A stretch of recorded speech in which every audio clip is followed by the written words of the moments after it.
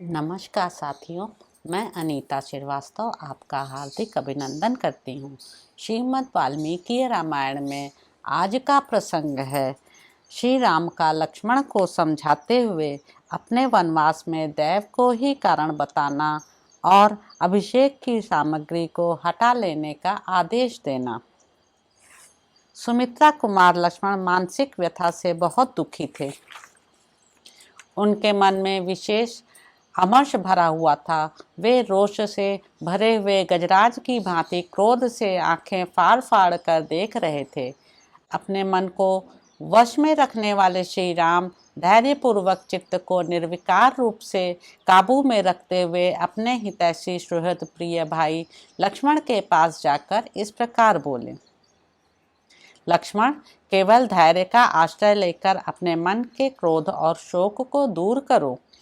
चित्त से अपमान की भावना निकाल दो और हृदय में भली भांति हर्ष भरकर मेरे अभिषेक के लिए यह जो उत्तम सामग्री एकत्र की गई है इसे शीघ्र हटा दो और ऐसा कार्य करो जिससे मेरे वन गमन में बाधा उपस्थित न हो। सुमित्रा नंदन, अब तक अभिषेक के लिए सामग्री जुटाने में जो तुम्हारा उत्साह था वह इसे रोकने और मेरे वन जाने की तैयारी करने में होना चाहिए। मेरे अभिषेक के कारण जिसके चित्त में संताप हो रहा है उस हमारी माता कैकेयी को जिससे किसी तरह की शंका ना रह जाए वही काम करो। लक्ष्मण, उसके मन में संदेह के कारण दुख उत्पन्न हो इस बात को मैं 2 घड़ी के लिए भी नहीं सह सकता और न इसकी उपेक्षा ही कर सकता हूँ। मैंने यहाँ जानबूझकर या अनजान में माताओं का अथवा पिताजी का कोई छोटा सा भी अपराध किया हो ऐसा याद नहीं आता। पिताजी सदा सत्यवादी और सत्य पराक्रमी रहे हैं। वे परलोक के भय से सदा डरते रहते हैं। इसलिए मुझे वही काम करना चाहिए जिससे मेरे पिता का पारलौकिक भय दूर हो जाए। यदि इस अभिषेक संबंधी कार्य को रोक नहीं दिया गया तो पिताजी को मन ही मन यह सोचकर संताप होगा कि मेरी बात सच्ची नहीं हुई और उनका वह मनस्ताप मुझे सदा संतप्त करता रहेगा। लक्ष्मण, इन्हीं सब कारणों से मैं अपने अभिषेक का कार्य रोककर शीघ्र ही इस नगर से वन को चला जाना चाहता हूँ। आज मेरे चले जाने से कृतकृत्य हुई राजकुमारी कैकेयी अपने पुत्र भरत का निर्भय एवं निश्चिंत होकर अभिषेक करावे। मैं वल्कल और मृगचम धारण करके सिर पर जटाजूट बांधे जब वन को चला जाऊंगा तभी कैकेयी के मन को सुख प्राप्त होगा। जिस विधाता ने कैकेयी को ऐसी बुद्धि प्रदान की है तथा जिसकी प्रेरणा से उसका मन मुझे वन भेजने में अत्यंत दृढ़ हो गया है उसे विफल मनोरथ करके कष्ट देना मेरे लिए उचित नहीं है। सुमित्रा कुमार, मेरे इस प्रवास में तथा पिता द्वारा दिए हुए राज्य के फिर हाथ से निकल जाने में दैव को ही कारण समझना चाहिए। मेरी समझ से कैकेयी का यह विपरीत मनोभाव दैव का ही विधान है। यदि ऐसा ना होता तो वह मुझे वन में भेजकर पीड़ा देने का विचार क्यों करती। सौम्य, तुम तो जानते ही हो कि मेरे मन में पहले भी कभी माताओं के प्रति भेदभाव नहीं हुआ और कैकेयी भी पहले मुझ में या अपने पुत्र में कोई अंतर नहीं समझती थी। मेरे अभिषेक को रोकने और मुझे वन में भेजने के लिए उसने राजा को प्रेरित करने के निमित्त जिन भयंकर और कटु वचनों का प्रयोग किया है उन्हें साधारण मनुष्यों के लिए भी मुंह से निकालना कठिन है। उसकी ऐसी चेष्टा में मैं दैव के सिवा दूसरे किसी कारण का समर्थन नहीं करता। यदि ऐसी बात न होती तो वैसे उत्तम स्वभाव और श्रेष्ठ गुणों से युक्त राजकुमारी कैकेयी एक साधारण स्त्री की भांति अपने पति के समीप मुझे पीड़ा देने वाली बात कैसे कहती।